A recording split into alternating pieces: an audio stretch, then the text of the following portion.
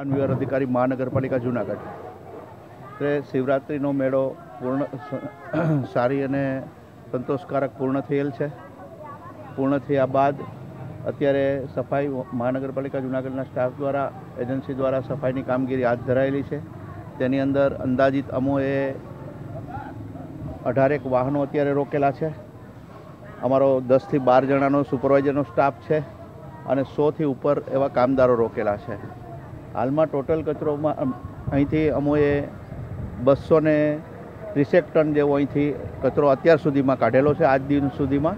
અને હજી અમારે 2 દિવસ સુધીની કામગીરી રહેશે, કારણ કે હજી અમુક સાધુ સંતો છે એ ધૂણાઓ હજી એમનેમ છે અને એ માળાવાળા છે એ પણ પોતાના પાથરણા પાથરી અને હજી પોતાનો ધંધો કરી રહ્યા છે.